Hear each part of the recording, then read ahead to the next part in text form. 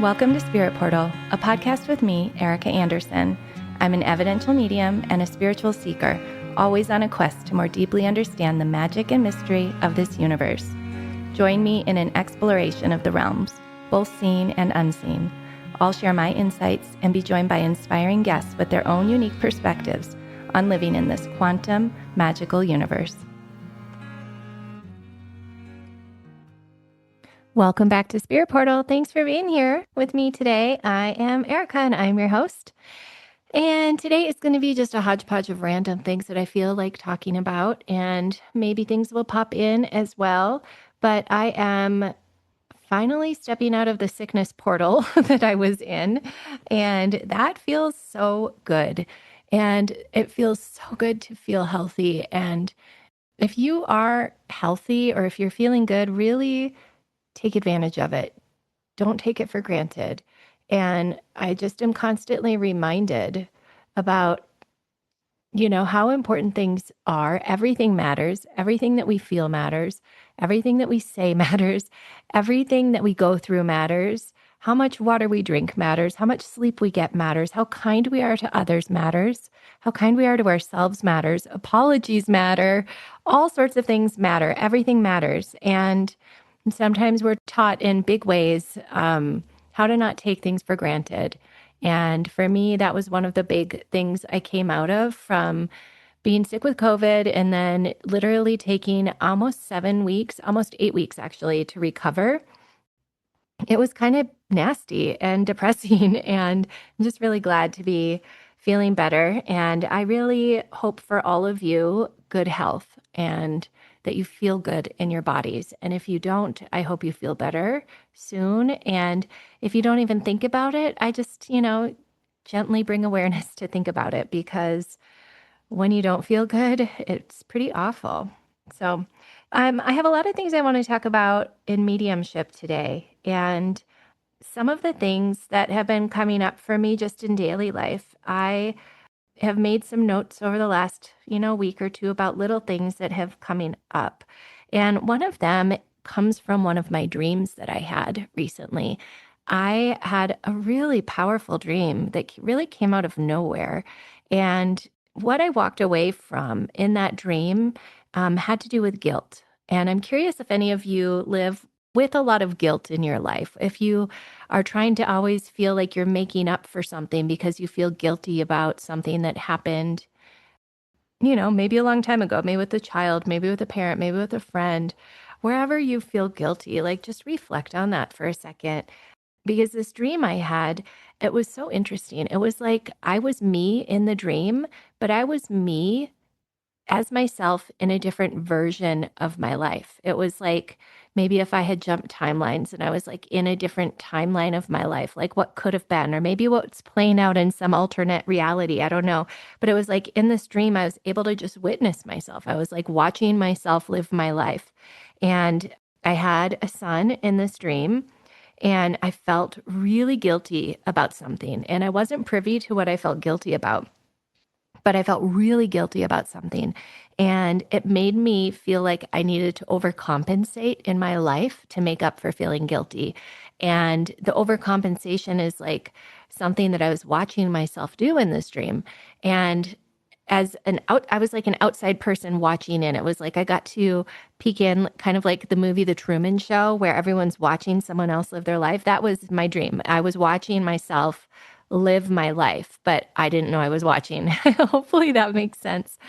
And I was seeing that I was a mother, and I was seeing that I felt really guilty about something. And I was seeing that my child had like grown up and become an adult, and my guilt made me really feel super overbearing, and I needed all of this energy given back so I wouldn't feel guilty. It was like we were trapped in this cycle of, oh, mom's feeling guilty again. I better be extra nice to her. And it turned into like this weird relationship with my son in this dream. And when in my dream, I was watching myself go through my life like this, and then something happened to my son. And I recognized that I was trapping him by my guilt. Because I wasn't willing to let go of my guilt, I was in essence, trapping him in this weird dynamic of needing to be forgiven for my guilt all the time, having subconscious energy of feeling bad. And I was trapping him in this role, and I was trapping myself in this role. And when something happened to him, all of a sudden, I can't remember what it was. I don't remember it from the dream, but something happened. And I had the realization in this dream, I had the realization that I had to forgive myself and let go of the guilt, that I couldn't just forgive myself, but I could not live out of guilt. And as soon as I had allowed myself to not feel guilty anymore, that I allowed my forgiveness to be enough, it was like this energy in the dream completely like popped. And my son, I could see how he felt completely free and how much trapping of his life was happening because I was doing everything through guilt because I felt bad and I needed to like keep punishing myself. And so as like the observer of this dream and this other experience in my life, it was when I woke up from it, I was like, oh my God, like I think I just was watching myself live in another timeline. And one of the things, and I spoke about this last week, where I'm constantly trying to create like my highest timeline and like bring all of my wisdom and all of my connection and all of my divine being into all my timelines to my highest timeline. It was almost like this was shown to me, and that all the hard work I'm doing in my life right now shifted this other timeline for me. It was so cool. And so I wrote down a note to share that dream on this podcast because one, it was profound for me about guilt and how we hold ourselves back if we've forgiven ourselves for something, but then we continue to energetically and emotionally operate through a system of guilt, we're damaging other people. The people that we're feeling guilty about, we're hurting them.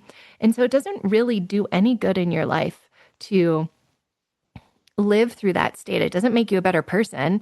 And in fact, it makes you damage your relationship and the person that you're holding guilt for, around. And so I wanted to share it for that reason. And then I also wanted to share it for the timeline reason. Like, hello, this worked.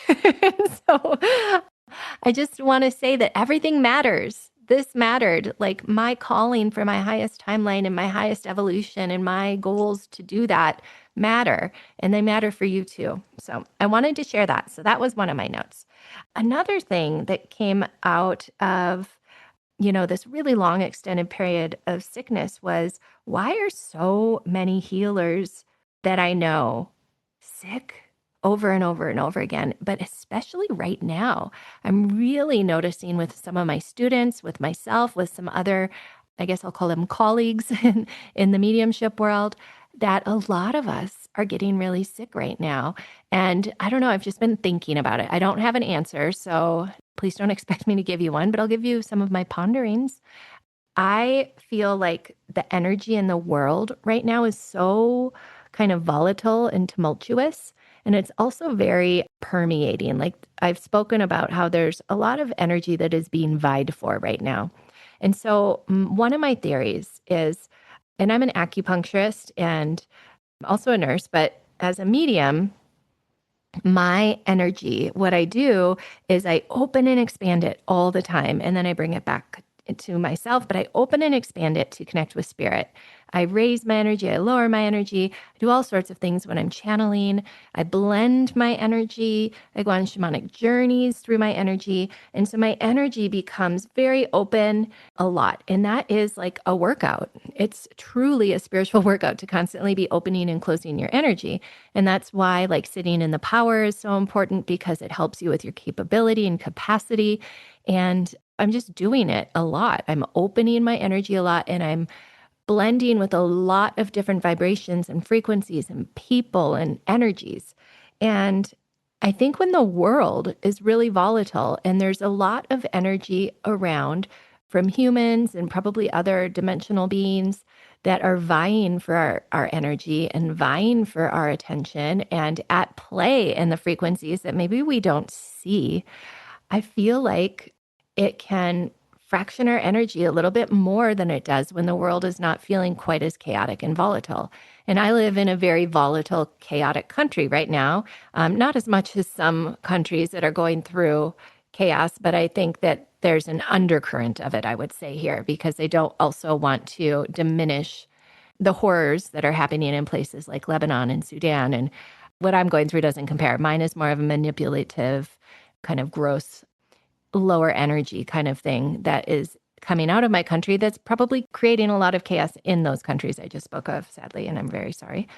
However, there's a lot of fragmenting that happens when we are opening and closing and interacting all the time. And when it's so energy can be kind of treacherous out there right now, I just think we're at more risk. And so I started realizing that I need to be protecting my energy more, not because I'm interacting with things that are not good, because I only have that intention, but just because my energy is going through murkier waters to get where it needs to go. Maybe that's one way of looking at it. And so I just wanted to make a note about that for this podcast as well, for people who are doing this work out there, to really make sure that you are finding ways to clear and clean your energy off at the end of the day before you go to sleep at night.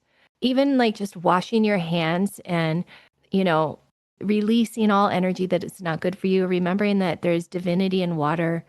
There's divinity in the soil, that there's divinity in smoke and air, anything you set your intention to, everything matters. That's the theme of this podcast episode. And just really release that which isn't yours so that you're sovereign and whole. And then wrap yourself in a golden light, in a divine light, in a warm light, in a tingly light, whatever feels good, that is creating the intention of the divine protecting you and the divine inside of you, that you are rising out to meet that. And so that you are sovereign and whole and divinely protected. And then you can do your work in this world, because it's not that we're not supposed to be at play in this world. It means that we should be at play and knowing how we're doing it. I think of like a baseball player. We don't put a catcher out there in baseball who's not protecting his or her private parts and face with the face mask and with the big glove. We are meant to play the game, right? You're meant to play the baseball game, but you got to protect yourself. And that's just like good common sense and easily forgotten. Easily forgotten. You slide out of a reading and felt so good. And then you just want to go get your cup of tea from, the coffee shop or whatever you do. And I just want to remind you that in times like this, we need to ground our energy, bring our energy into a comfortable, hygienic place, and that we need to take care of ourselves and be responsible for our energy so that we can show up and do the work. And same thing, if you have a tough day at work and you're, say you're a nurse and you come home, you change your clothes, you take a shower, not just because maybe it's grimy, but because you want to release yourself of the energy of the day and let yourself move into this other part of your life. And so we really need to take special responsibility and care for ourselves at these times, because we are meant to be playing in this game. We are meant to be playing in this world, and we need to do it with longevity. And, honestly, taking care of yourself also prepares you for mediumship. I had a beautiful conversation, a short conversation with one of my students, and she just kind of really made me think about how our mental, emotional, spiritual, and physical selves is so important as we're learning mediumship, or if you're a professional medium and you are, continually working on what you're doing. We need to understand that everything matters. So simple little things like drinking enough water during the day. We know that water carries the divine source, right? Our bodies are made up of 80 or 85% water. If we're dehydrated, it's going to take a toll on us in a different way. You'll still be able to do readings, but you're not going to be embodied in the same way. Or if you are feeling really angry or jealous, or you're having if you're sick, your energy is going to be kind of in a different space. It may be really inward. It may be kind of chaotic. Or maybe if you're angry, it's just going to be moving all around and ungrounded. And so, mediumship is one of the hardest things that you can do, and one of the hardest things that you can develop. And it's not meant to be easy because it's meant to bring a mirror to you in every aspect of your life. You are going to look at yourself vulnerably in so many ways, right? I get sick frequently because I'm opening and closing and expanding my energy and doing all of this work, and it just kind of takes a toll on me and it leaves me a little bit more susceptible, right? So I need to focus, take my own advice and bring in more care and more awareness for my energetic protection, right? I want to speak to the aspect of mental and emotional self when you are in this path of, speaking to the developing mediums here, the developing psychics and healers here. You are brought to your knees with the parts of you that you've tried to hide. You are brought to your knees with the parts of you that don't feel good enough. You are brought to your knees and humbled with the parts of you that your ego is so big, and then you're like, what just happened? And it's for a reason. It's to help you evolve. It's to help you grow and develop and become a good version of you, a gooder version of you, a version of you that you want to be. Right. And so we just need to keep showing up with ourselves and taking care of ourselves and loving ourselves through it, knowing that this is a journey and not an outcome. I had a great class today. I just love my students in both my journey with spirit and my evidential mediumship. So I'm teaching 2 big 12-week classes now, one on Sundays, one on Mondays. And my students are really cool people, really, really good, beautiful, deep, thoughtful people. And it's just exciting to teach people that want to just grow and aren't afraid of, or maybe they are afraid sometimes because we're all afraid of the inner work, right? But they're devoted to it. And it's really exciting. And, someone brought up a question today about, something that made me think about how we are dedicated and devoted to this path and how we can build our capacity and build our skills. And that's what we're doing in these classes. And I'm taking what's unconscious and happening all the time and helping people make it conscious and helping people do things with intention and build capacity. And one of the things that I've been thinking about as a medium, as a professional medium, is how my readings and the time that I spend in my readings professionally every week, which is a fair amount, how they don't count as my spiritual development for myself. So my readings are not how I connect with spirit for myself, okay? I do readings, and that's the byproduct of my relationship to the spirit world. That's the byproduct of my devotion to the divine. That's the byproduct of me putting energy and effort into my capabilities and skills as a medium and as a person in between, right? But my relationship and my practice is sitting in the power. It's going on shamanic journeys. It's understanding the beautiful spirit in everything. It is waking up and talking to the spirit world in the trees. And I know that everybody is not the same as me, and that is how it's supposed to be. But for me, one thing I think is really important is that we don't treat our readings as our spiritual practice. They're the byproduct of our practice. And I think that sometimes I've seen this for other professional mediums or for, developing students, is that they think that the readings is the practice. And no, it's not. It's not. I mean, the readings are the byproduct of what you're building. And what you're building is this relationship to the divine in you, the oneness of all, and remembering that we are all spirit, right? And so your practice is where that comes from. Your relationship is where that comes from. And again, I'm going to give you a baseball equation. You're a pro ball player. The game is the byproduct of all the practices you put in during the week, right? And the growth and the development and the skills that you build, right? So if you're thinking about that as a medium, if I treated my readings as the game, that the baseball player does every week, and I didn't practice, if I didn't put any time into the devotion of my abilities and my relationship to spirit, then my game or my readings are going to start faltering. And so I think that sometimes when we're mediums, we're like going, connecting to spirit, and we think that that's all that it is. But it's like having a conversation with your best friend and then not talking to them again for a long time until you needed to have a conversation with them again. Like that kind of takes away from your best friend's relationship, right? Because there's no relationship. That's just when someone needs you, I'm going to be there.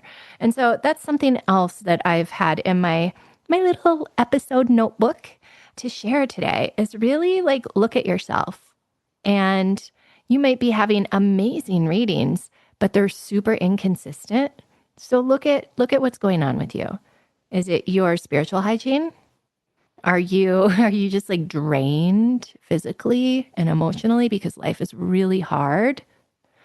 Or because you've had a really tough week? Well, then maybe you need to have a boundary for yourself. This has been a really hard week.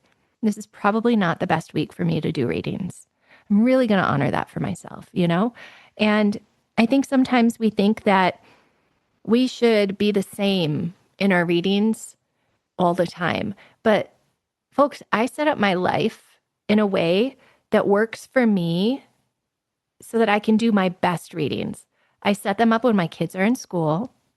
I like to do them late morning or mid-afternoon because I have a great energy. I've had a morning practice of my own meditation or sitting in the power or going for a hike or prayer, or I've just had time, that I've put into my day. And then I go into my readings and I'm like super psyched and I have my readings and then I have a little bit of time before I pick up my kid from school. And then I have this afternoon where I am present with my family and my kids or my other work, as an acupuncturist. And I can't read at night. It just doesn't work for me. Where other people are like, I cannot read in the morning. I do not want to read in the morning. And if you did, you'd be just in a bad space. For me, I'm sorry, I'm brain dead at night. I want to like read my romantic fantasy book and like check out, I want to like have a glass of wine sometimes or some tea and like hang out and play some stupid board game with my husband. Or, you have to learn what works well for you and not expect yourself to be able to just be perfect all the time. When I was sick for 7 weeks, I had to cancel so many readings because my energy was so depleted. One, I couldn't have offered the kind of reading that I know that my clients are used to. Like, I want to give 110%, share 110%, be the best I can be for every single reading. And if I can't do that, I'm not going to put my client into a situation where they're going to get a B- instead of an A+. Like, that's not fair to them. And also, that's not what I want to do, right? So I couldn't work in the same way. I think I had to cancel most of my readings. Sometimes I had to reschedule a rescheduled reading because I was sick for so long, right? I still taught as much as I could because it's a different kind of energy. I'm not opening and closing and opening and expanding and meeting and in this different frequency than my resting state. But it was still really hard. It was still really hard.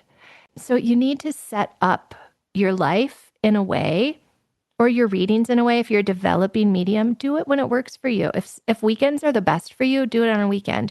If you're like me, I only do weekend readings when I know that I can set aside that time and I don't have to worry about anything and I'm not shuffling a ton of things. But weekends are hard for me. I get a lot of people who want weekend readings and I will do them when I can because I want to be able to, but I'm not going to sell something that I can't 100% commit to and expect it to be great.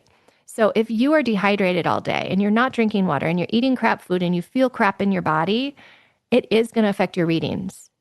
If you are going through a really hard time and you just need to take time for yourself, please take time for yourself because you need it. And your energy isn't going to be able to do what it needs to do in a reading if you're not listening to yourself. One of the things I've been talking about is how discernment works. And discernment is one of the main keys to all intuitive, energy, psychic, mediumship, channeling work, right? And it's so important to be able to discern what energy is. And the first step of discerning energy is observing yourself, becoming comfortable with yourself, knowing thyself. You observe your energy, so then you can become aware of when energy changes around you. Then you know, is this mine? Is this not mine? Is this spirit? Does this feel good? Does this not feel good? And then you start integrating this awareness of your energy. And so really one of the most important things you can do for yourself, whether you're, some sort of intuitive or healer or medium or channel, is to really become aware of yourself. What are your needs? What are your boundaries that you need to have?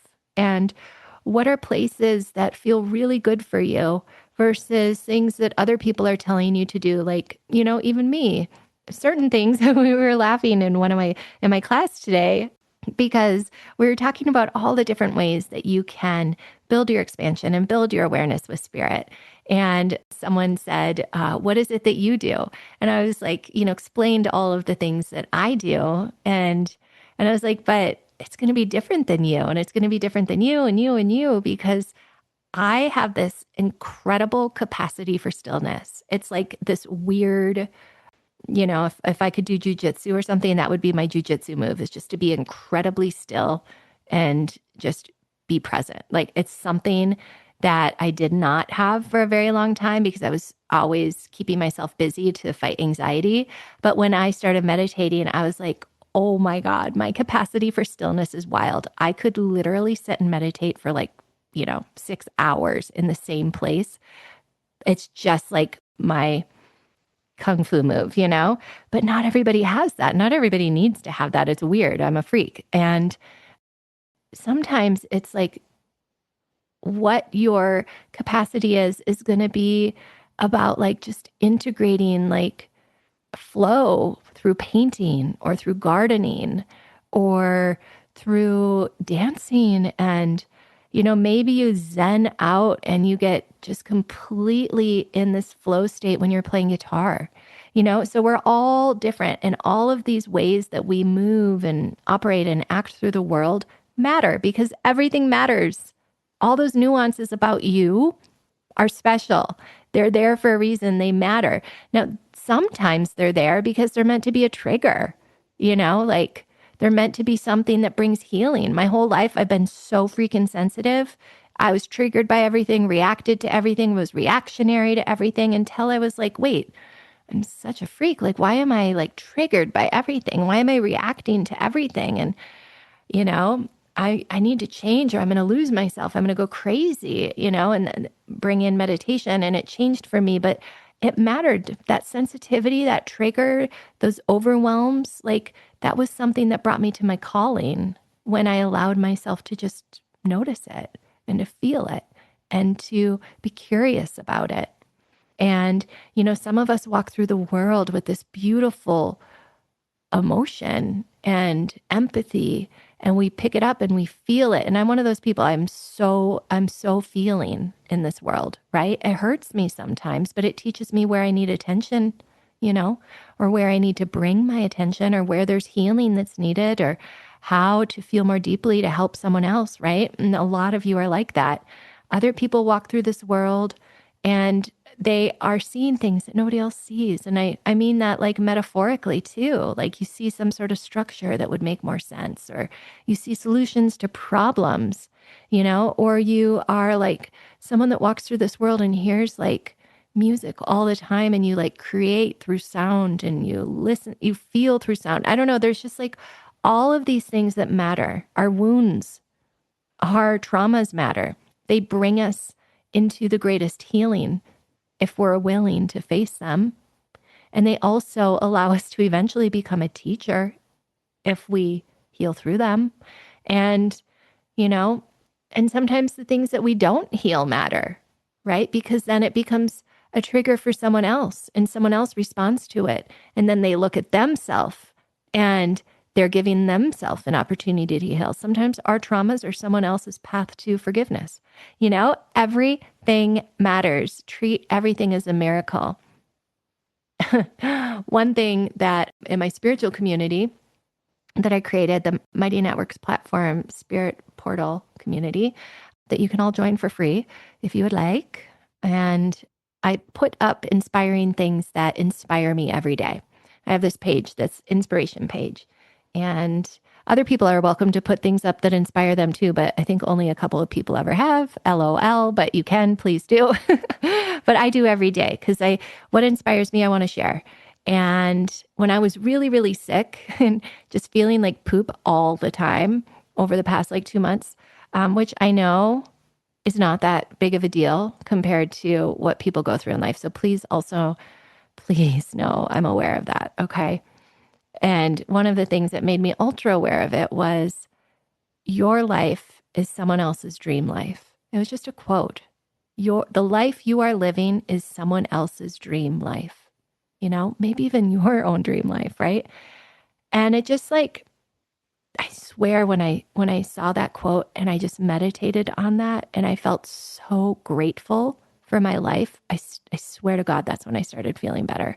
Like every day I brought more gratitude in, like, wow, I don't feel well, but I'm loved. I don't feel well, but I'm looking out the window. I don't feel well, but my kids are safe. I don't feel well, but I have good food to eat. And then I started feeling so grateful for the good food I had to eat. And then I started feeling so grateful for the space to rest. Started feeling grateful for the clients that let me reschedule. I started feeling grateful for my body and talking to my body about how grateful I am that it's carried me through this life with such grace. And I don't know, there's this quote, your life that you're living is someone else's dream life. Find gratitude every day. And fuck yeah, don't take this for granted. There are a lot of different lives around this world. Some of them are really hard, really unfathomably hard. And when we find gratitude for what we have, what we experience in our life, maybe you've been single for 20 years and you are heartbroken, you want a partner, but can you find gratitude for your friend, your best friend, or for your job? I don't know. It's I don't know. Gratitude is, I think gratitude is the strongest vibration that I've ever felt. I think it might be. And it can be incredibly hard when we're going through really difficult times to feel grateful.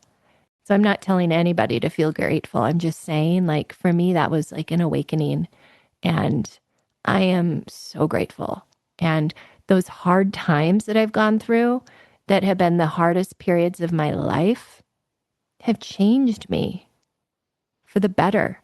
And I don't think that some hard times always change people for the better. I think you have to choose something, and sometimes we can't, sometimes we can. And I'm kind of rambling right now, but I don't know. I wrote that one down on my list of things that I wanted to share with you.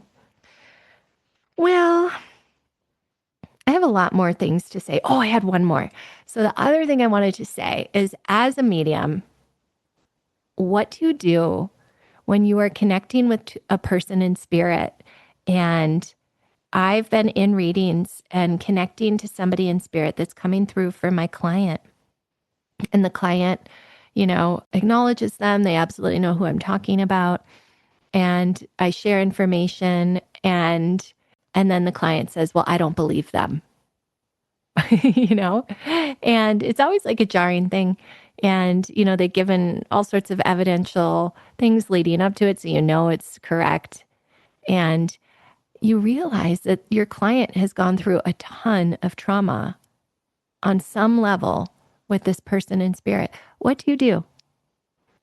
Or the client, says, I want to ask my person, say my brother or my mom, for example, I want to ask them some questions, and you give them the answers that they say. And then they say, I don't want to talk to them anymore. I don't want to hear anything from them anymore. What do you do? And I think this is such an important thing as a medium. You respect your client. You say, okay. And you don't take it personally, because it's not personal. Remember, you as a medium don't matter. And you are there to hold space for the person in spirit. You are there to hold space for your client. And because your client is human, you need to hold even more space for your client, right? Because the person in spirit isn't held anymore by the mind or the physicality in the way that your client is as a human, right? And it's such a great opportunity when this happens as a medium to just say, okay, no problem. Let's keep going with the reading. And I think that it's been happening a few times in readings for me lately. And it's been such a powerful experience to recognize that, like, oh, wow, I'm not offended by it. I don't need to control it. I don't need to make anything better. They wanted to talk to this person and then they changed their mind. No problem. Let's move on. Let's see who else is here. And it's just a reminder also, whether you're professional or developing, that mediumship is not meant to be forced in any way, shape, or form. And you are literally the messenger, and you keep the message going until it needs to stop, and you do not force it anymore after that. And so those are all my little hodgepodge of things I wanted to share. So whatever those nuggets are for you, hopefully you found something in there that makes sense and that, liberates you in some way, shape, or form. And I send you all a lot of love right now. We are in a tumultuous world. Some people literally suffering way more than others. And if you are in a place where you can offer love and goodness and visualization and light for people who are suffering, if you can offer money, if you can offer action, all of these things matter. Every single thing matters. Your thoughts matter, your actions matter, your words matter, your love matters, your energy matters, and you matter. And I'm going to leave you there, sending you all profound, deep blessings. And I'm just so glad we are sharing this planet together at this time. And, I'm on this web with you. And I hope you feel my love. Peace out. Thank you for listening to another episode of Spirit Portal. If you like this episode, please help me grow, share it with your friends, and have a beautiful day.